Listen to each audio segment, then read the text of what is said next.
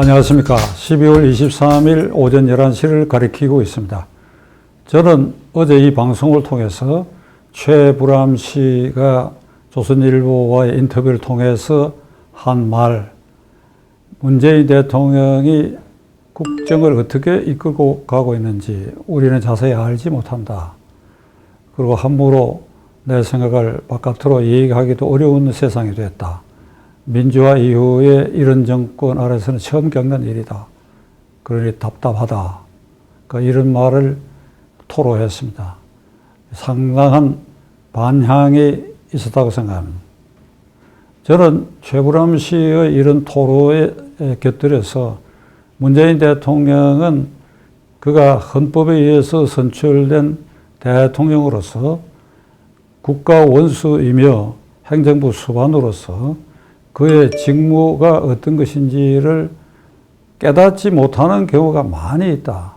어쩌면 처음부터 잘못 알고 있었던 거 아닌가 하는 이런 의심이 들 때가 많이 있습니다. 헌법의 대통령은 국가 원수이고 국가의 독립, 영토의 보전, 국가의 계속성, 그리고 헌법 수호의 책임을 진다. 그리고 대통령 국가 원수다. 국민 통합을 실천하고 상징하는 자리며 동시에 행정부 수반으로서 헌법 수호의 책임을 지는 자리다. 이 헌법 수호의 책임에 관한 것은 취임식 때 선서에도 헌법 수호의 책임을 선서하는 것입니다. 우리가 법원의 법정에서 민형사 사건 간에 증인으로 채택돼 가지고 법관 앞에서 선서한 증인이 그 후에 증언한 내용이 위정으로 밝혀졌을 때는 위정죄라고 하는 엄중한 처벌을 받게 마련입니다. 대통령이 헌법상 책무에 대해서 국민 앞에 헌법에 규정된 절차에 따라서 헌법 선서를 하는, 그게 헌법 수호의 책임을 지겠다고 했는데 이 책임을 위반하거나 소홀했을 때는 일반 민간인이 법정에서 위정죄의 처벌 이상의 헌법적 책임을 져야 됩니다. 그것은 곧 탄핵 사유도 될 수 있고 또 그 권력 행사에 있어서 구체적 법률에 위반되면 이 정권에서 했던 것처럼 이명박 박근혜 대통령 때처럼 적폐 문제로도 대통령이 사고 처리될 수도 있지요. 그만큼 이 헌법 수호의 책임을 진다고 하는 것은 엄중한 책무인 동시에 국가 원수인 대통령의 그 한시도 잊어서는 아니 될 책무인 것입니다. 왜 제가 이 말씀을 화두로 꺼냈는가 하면 어저께 청와대에서는 난데없이 5부 기관장 회의를 대통령이 소집을 했어요. 대법원장, 헌법재판소장, 중앙선거관리위원장, 국회의장, 국무총리. 취지가 언론에 처음에 청와대에서 발표하기로는 코로나 사태가 국가적으로 아주 엄중한 사태가 됐기 때문에 코로나 사태 극복과 국정 현안에 대한 간담회를 한다. 이런 명목으로 소집됐다고 합니다. 제가 알아보니까 화요일 오전에 소집을 했는데 월요일 날 5사람들에게 연락을 했다는 겁니다. 월요일 날 통보를 하고 화요일 오전에 그 회의를 소집했는데 핵심은 이겁니다. 김명수 대법원장을 앉힌 자리에서 여러 가지 말이 있었지만은 포괄적인 핵심적인 것은 여러분들이 각 분야의 수장으로서 이 정부의 검찰개혁, 권력기관의 개혁에 관심을 가져달라. 요게 어제 소집한 5부 기관장 회의에서 대통령이 하고 싶은 말의 핵심이었던 것.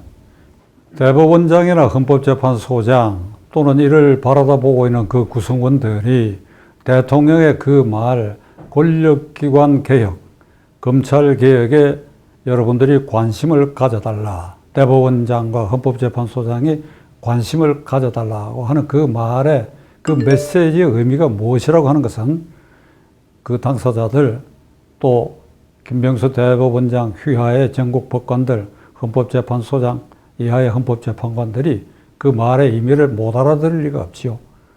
그러니까 대통령은 노골적으로 두 사람이 영향력을 행사해 달라고 말할 수는 없었지만은 애둘러서 결국은 두 사람이 영향력을 행사해 달라. 그런 취지 아니겠습니까? 자, 제 해석대로 그날 대통령의 의록이 이런 제가 말씀드린 그 사실대로 녹취된 게 확실하다 그러면 저는 요것만으로도 대통령은 헌법을 위반한 직무수행으로서 탄핵 사유가 명백히 된다고 생각합니다. 아마 미국 같으면 오늘 아침쯤 난리가 났을 거예요. 물론 미국 같으면 뭐 트럼프 대통령 말을 함부로 하는 사람이니까 몰라도 대통령의 사법부에 대해서 뭐 얘기하는 건 생각도 못할 일이지요. 저는 이게 명백하게 헌법 위반 행위를 대통령이 했고 이건 탄핵 사유가 되는데 오늘 아침에 문재인 대통령과 측근 실세들은 이 사실을 자각하고 있는지.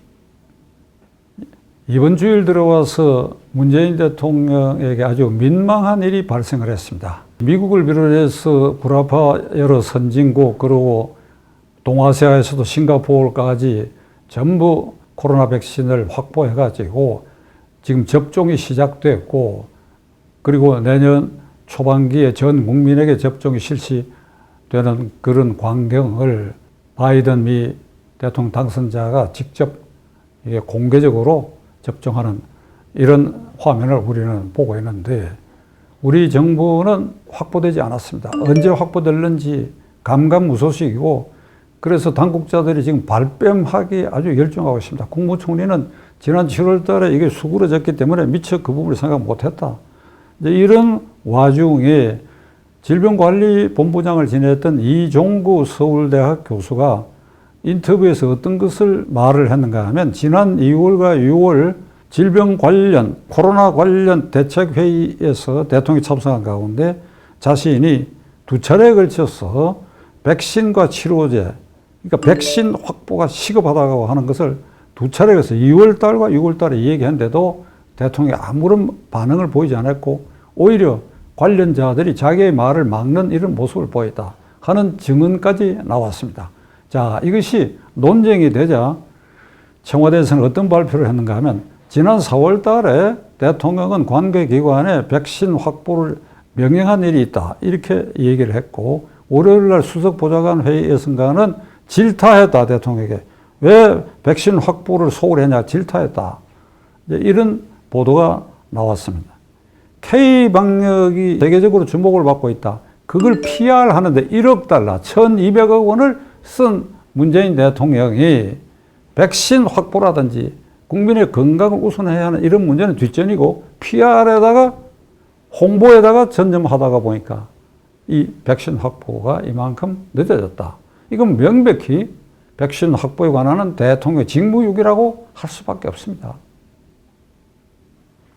정권 말기에 이르러 문재인 대통령과 그 측근 실세들은 오로지 국민의 생명 안전을 지키는 이 일보다 어떻게 하면 지지율을 유지하고 그래야 국민들의 최소한의 지지를 확보해 가느냐 여기에 온 신경을 집중해서 정작 본원적인 업무를 이와 같이 방기해버렸다.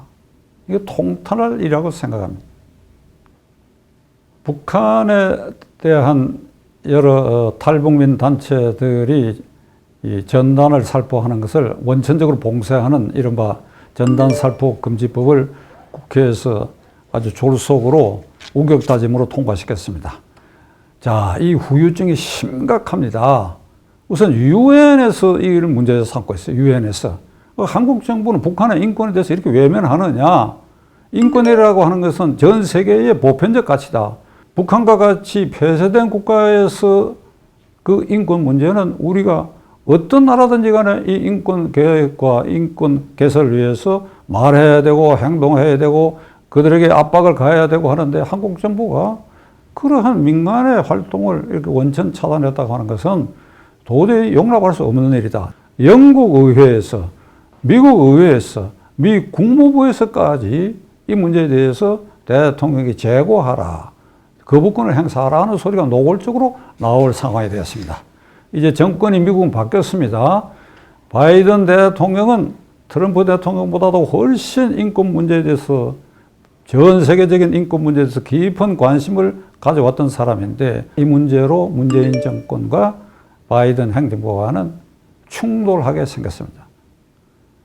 김여정이가 불과 몇 달 전에 이 전단 살포에 대해서 손가락질을 하듯이 너희들 뭘 하고 있느냐 금지를 해야지 그래서 이걸 받아가지고 민주당 강경파들이 서둘러가지고 이 금지법을 만들어서 전단살포금지법이 김여정법이라고 하는 희롱까지 당하고 있지 않습니까? 문재인 대통령. 어떻게 하실 것입니까? 이 문제를. 민주당 강경파들은 이게 내정 간섭이다.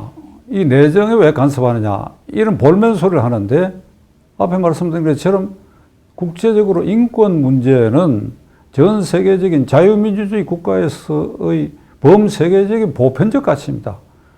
그런데 여기에 대해서 항거하듯이 이런 말을 계속 내뱉고 하는데 대통령은 계속 침묵하고 있습니다.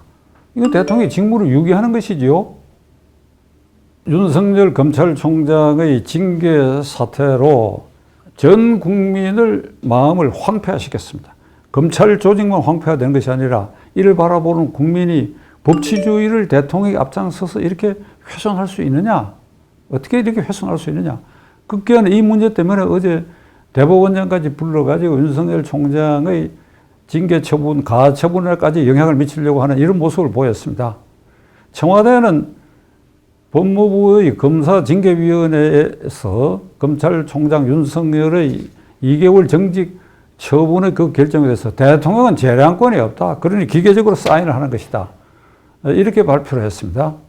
아니지요. 검사징계법에 보면 대통령은 검사징계위원회에서 결정된 사항이 이렇게 품신이 오면 이걸 집행한다고 되어 있어요. 집행한다. 그러니까 징계위의 이른바 형량, 정직 2개월을 1개월을 내린다라든지 이것은 안 한다 하더라도 이 자체를 정직 2개월 처분 이거를 집행하느냐 안 하느냐 하는 재량권은 대통령에게 있습니다. 만일 이 경우에 대통령이 좀 더 넓은 생각을 가졌다면 한 2, 3일 숙고한 흔적을 보이고 이건 나 집행하지 않겠다. 그리고 법무부 장관을 불러가지고 내가 집행 안 하는 취지가 이렇다. 이렇게 해서 이 국면도 좀 부드럽게 넘어갈 수 있는데 문재인 대통령으로서는 후퇴할 수 없다고 생각하는 것 같아요.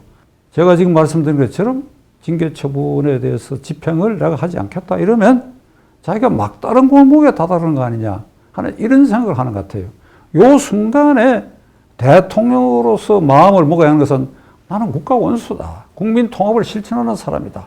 그리고 삼권 분립을 지켜야 할 헌법수 책임자다. 이런 넓은 마음을 가졌다고 한다면 그래 뭐 법무부에서 그런 징계위를 그렇게 했다고 하나 내 생각은 이렇다. 그러니까 윤 총장은 직무에 복귀해서 할 일을 그대로 해라. 이래버리면 어떻게 됐을까? 이 사건은 법원에 의해서 금명간에 이 징계 처분에 대한 가처분이 받아들여지더라도 또 안 받아들여지더라도 다 1, 2차 피해자는 대통령에 돌아가는 것입니다. 그러니까 이 불길을 최선으로 막는 방법은 그 단계에서 대통령이 집행하지 않았어야 되는 것입니다.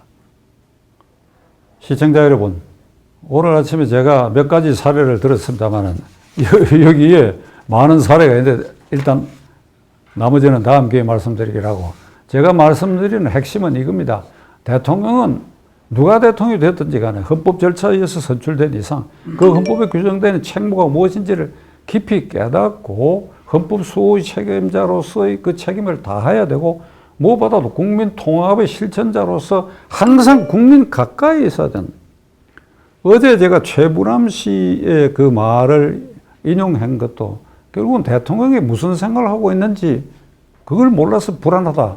그러니까 이건 문재인 대통령이 지금 임기 말에 이르기까지 국민과의 소통, 국가 원수, 행정부 수반으로서 모름지기 국민과 소통하고 대화하고 이런 여러 현안에 대해서는 대통령이 막장대에 숨어 있지 말고 전면에 나서서 국민을 설득하고 이해를 구하고 사과할 일이 있으면 사과해야지요.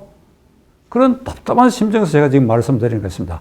앞으로 누가 대통령이 되든지 간에 우리가 그 대통령 후보가 어느 당 소속이냐 하는 걸 따지기 이전에 저 사람이 대통령이 됐을 때 자기를 지지했던 측근 세력들, 자기를 가까이 지지했던 세력들과 어긋나는 의견을 대통령이 갖게 됐을 때 그 세력들, 자기의 친위 세력들을 설득할 능력이 있느냐 없느냐 이 정책을 후퇴하는데 자기 지지 세력들이 이걸 내부적으로 반대한다. 그랬을 때 이 이 사람들을 설득할 능력이 있느냐 없느냐 그걸 따져봐야 돼요. 문재인 대통령은 지금 그 지지자들이 하자 그런 대로 지금 하고 있어요. 하자 하는 대로 하다 보니까 지금 이 지경까지 이르렀습니다. 우리 한번 깊이 생각해 보십시다.